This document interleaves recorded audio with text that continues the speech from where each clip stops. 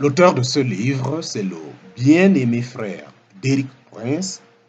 Le bien-aimé frère d'Éric Prince, le titre du livre, Le baptême dans le Saint-Esprit. Le titre du livre, Le baptême dans le Saint-Esprit. Une compilation de 2 messages d'Éric Prince. Le baptême dans le Saint-Esprit et le Saint-Esprit en vous. Sommaire.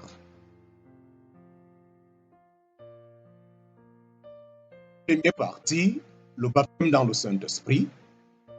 Chapitre 1, une question de préposition. Chapitre 2, la nature de l'expérience. Chapitre 3, mise en garde. Chapitre 4, les objectifs de cette expérience. Deuxième partie, le Saint-Esprit en vous. Le Saint-Esprit en vous. Première partie, avant la Pentecôte. Deuxième partie, le Saint-Esprit dans la vie de Jésus. Troisième partie, ce qui s'est passé à la Pentecôte.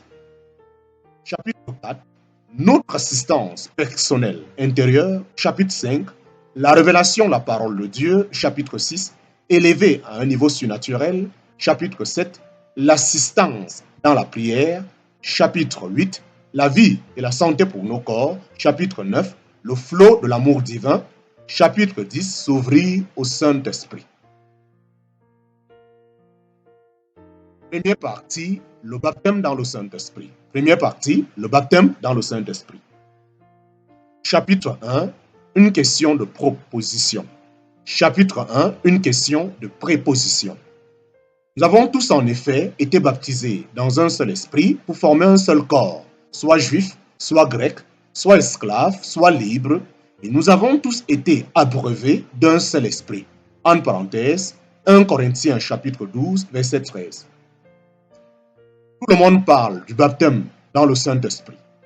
Ces dernières années, j'ai voyagé et prêché un peu partout sur 3 continents. Partout où je suis allé, j'ai remarqué que le baptême éveillait l'intérêt, les discussions et sans doute également la controverse parmi les chrétiens du monde entier. Parfois, les chrétiens imaginent que lorsque nous parlons de choses spirituelles, il s'agit essentiellement d'émotions. C'est pourquoi ils pensent que leur intelligence ne leur sera pas d'une grande utilité. C'est une grossière erreur. Au contraire, nous devons accorder toute notre attention à l'étude de la parole de Dieu. Si vous ne faites pas un effort de compréhension, tout ce que vous lirez ici ne vous sera pas très utile. Le verset cité ci-dessus nécessite une bonne explication, car la fantaisie des traducteurs a été à l'origine de nombre de difficultés pour beaucoup. L'une de ses particularités majeures est répétée 3 fois. Il s'agit du mot « un », petit m, mais néanmoins si important. Ce verset ne peut être réellement compris que si nous réalisons que l'apôtre Paul met l'accent sur l'unité du corps de Christ et non pas sur la doctrine en tant que telle. Si nous acceptons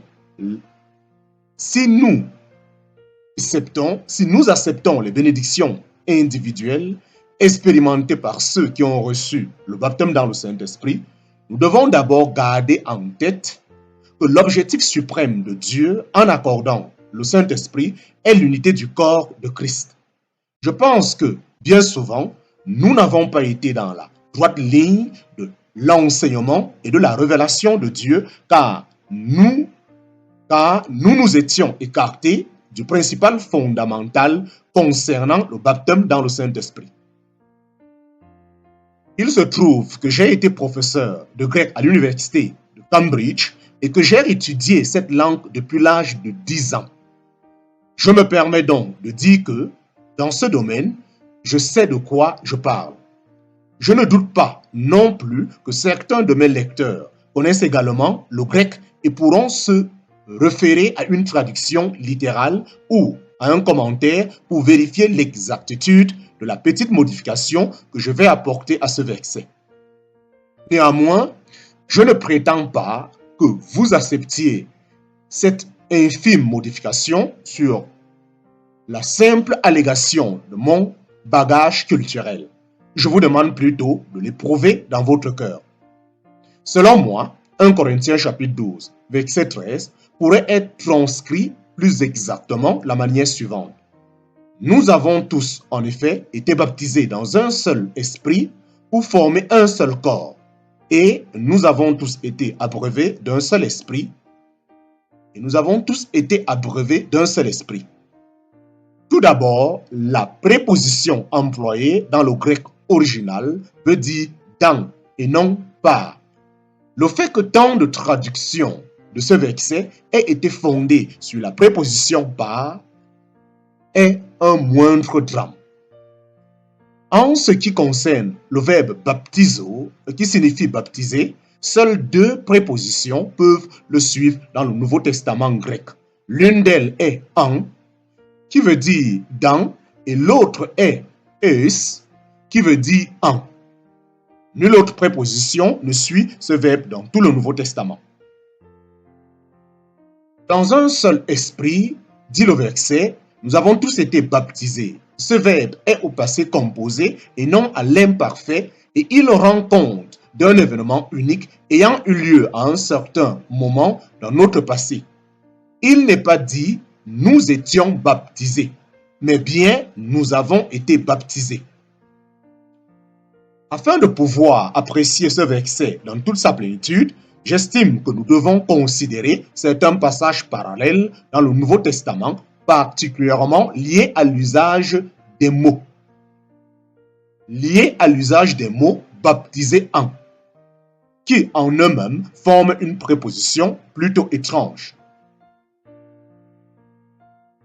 À la fin de la page 8, la version anglaise dit par un seul esprit, d'où le commentaire d'Éric Prince, cela ne s'applique pas à la version française de Louis II.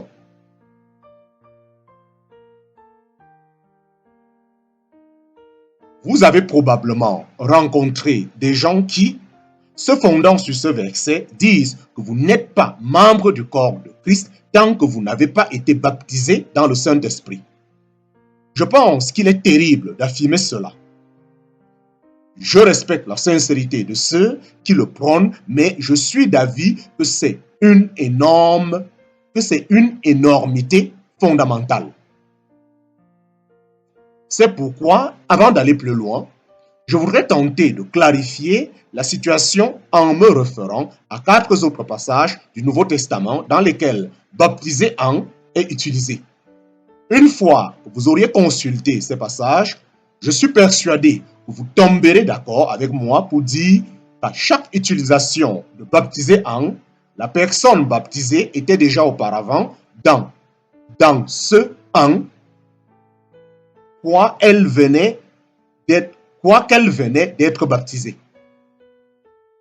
Le premier passage est celui de Matthieu chapitre 3, verset 11.